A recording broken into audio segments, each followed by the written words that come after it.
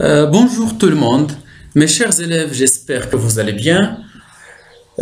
Aujourd'hui, je vous présente une activité de langue ayant pour titre l'expression de la cause. C'est une activité consacrée aux élèves de la troisième année du collège. On commence. Nous allons débuter notre activité à partir de l'énoncé suivant. Je lis.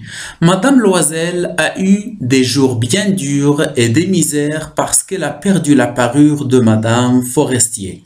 Je répète. Madame Loisel a eu des jours bien durs et des misères parce qu'elle a perdu la parure de Madame Forestier. Ici, nous avons une phrase complexe composée de deux parties. La première partie, c'est une proposition principale. Madame Loisel a eu des jours bien durs et des misères.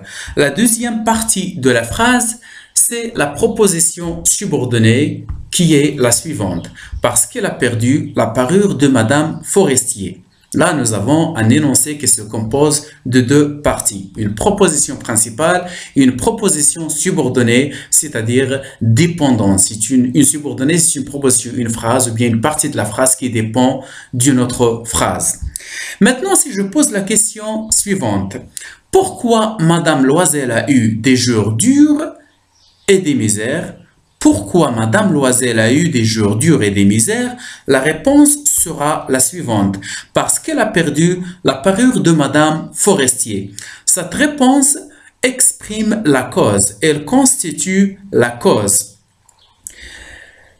C'est une proposition subordonnée de cause.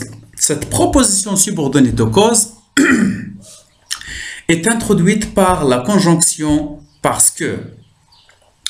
Qu'est-ce que c'est qu'alors une cause ou bien la cause? La cause, c'est le motif ou la raison suite à laquelle se produit une action ou un fait. Elle est toujours liée à une conséquence. Si on reprend l'exemple suivant pour expliquer cette définition, on aura ce qui suit. Madame Loisel a eu des jours bien durs et des misères parce qu'elle a perdu la parure de Madame Forestier. La partie écrite en bleu parce qu'elle a perdu la parure de Madame Forestier, cette partie de la phrase exprime la cause si le complément circonstanciel de cause il est introduit par la conjonction parce que c'est le moyen qui exprime la cause.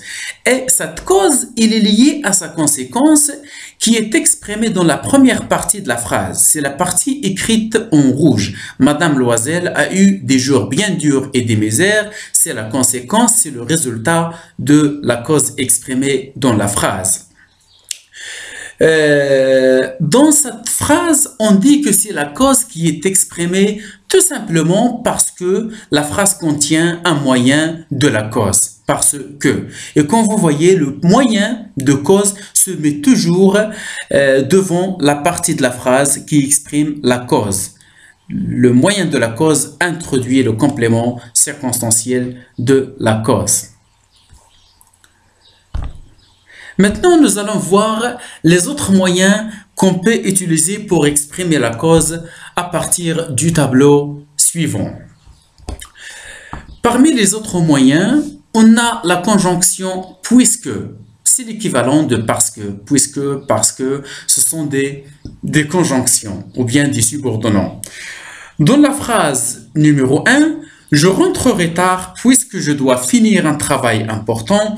Puisque je dois finir un travail important, c'est la proposition subordonnée de la cause qui est introduite par le moyen ou bien par la conjonction puisque. Dans l'exemple numéro 2, on a un autre moyen. Nous avons annulé la réunion car le directeur était souffrant. Car le directeur était souffrant, c'est la partie de la phrase qui exprime la cause et elle est introduite par la conjonction de coordination car.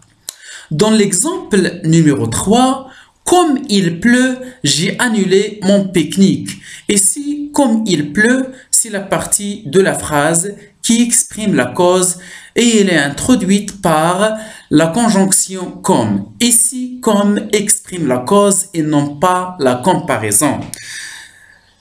Lorsque comme exprime la cause, il faut toujours le placer au début de la phrase, comme je l'ai mentionné entre parenthèses. Comme il pleut, j'ai annulé mon pique-nique. Ici, comme on peut le remplacer par le puisque. Je peux dire puisqu'il pleut, j'ai annulé mon pique-nique. Je répète, comme exprime la cause, peut exprimer la cause lorsqu'il est mis au début de la phrase. Lorsqu'il exprime la cause, il se met au début de la phrase. Les autres moyens qui peuvent exprimer la cause, on a les prépositions à cause de et grâce à. À cause de et grâce à, ce sont des prépositions qui sont suivies d'un groupe nominal. Dans l'exemple numéro 4, à cause de la pluie, j'ai annulé mon pique-nique. À cause de plus groupe nominal qui est la pluie. À cause de la pluie, j'ai annulé mon pique-nique. À cause de exprime une cause défavorable, une cause négative. Le dernier exemple, j'ai annulé ou bien j'ai réussi mon examen grâce à ce professeur. J'ai réussi mon examen grâce à ce professeur. Ici, nous avons grâce à plus groupe nominal, grâce à ce professeur, c'est-à-dire grâce à l'aide de ce professeur. Grâce à exprime une cause favorable, une cause négative, une cause positive, si je me permets de le dire. Ce tableau, on peut donc le prendre, bien le considérer comme une petite synthèse pour la séance. Maintenant, on passe à la deuxième partie de l'activité. C'est la partie de l'application. Dans l'exercice numéro 1, la consigne est la suivante. Complétez les phrases par une expression de la cause. Et si vous êtes invité à utiliser l'expression convenable de la cause pour chaque phrase. Justement, il faut faire attention pour choisir le moyen convenable. Dans l'exercice 2, on a donc notre consigne. La consigne, c'est relier entre les phrases de chaque couple de manière à exprimer la cause. Relier entre les phrases de chaque couple de manière à exprimer la cause. Ici, j'ai fait un exemple justement pour vous expliquer comment faire. L'exemple suivant. Nous pouvons aller nous promener. Il fait un temps magnifique. Ici, nous avons deux phrases, un couple de phrases composées, donc c'est deux phrases. Nous pouvons aller nous promener, la première phrase. Deuxième phrase, il fait un temps magnifique. Ici, il faut faire attention, il faut être attentif pour savoir choisir la phrase qui exprime la cause. Il faut d'abord repérer la phrase qui exprime la cause pour exprimer la cause de manière correcte. J'ai donné la réponse ici. Nous pouvons aller nous promener puisqu'il fait un temps magnifique. C'est la deuxième phrase qui exprime la cause. Alors, je peux utiliser un moyen qui exprime la cause en le plaçant à la tête de cette phrase.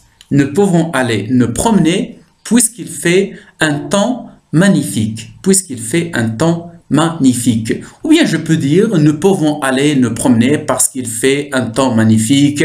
Nous pouvons aller nous promener car il fait un temps magnifique. C'est juste un exemple. Alors, je vous laisse maintenant faire les autres phrases. Je vous laisse répondre aux autres phrases. Après, vous pouvez m'envoyer vos réponses sur mon Facebook, comme ça je pourrais vous corriger, comme ça je pourrais corriger à chacun de vous ces réponses. On passe maintenant au dernier exercice. Le dernier exercice consiste à remplacer le moyen souligné par celui indiqué entre parenthèses en effectuant les transformations nécessaires. Pour vous aider, j'ai fait un exemple Elle a poussé un cri assourdissant car elle a eu peur. Ici, il faut remplacer car, j'ai oublié de souligner car, mais ici donc je vous l'indique, je dois remplacer car par le moyen mis entre parenthèses. Ici, c'est à cause de. La réponse est, il a poussé un cri strident à cause de la peur. Ici, ce qu'il faut faire, c'est, il faut utiliser à la place de car à cause de, et comme vous voyez, comme on l'a déjà vu, dans la synthèse, après à cause de, il faut utiliser un groupe nominal. Alors c'est pour cela qu'on a transformé il a eu peur par le groupe nominal la peur. Il a poussé un cri strident à cause de la peur. C'est ce qu'il faut faire pour les autres exemples suivants. Et j'attends vos réponses sur mon Facebook. Et merci pour votre attention.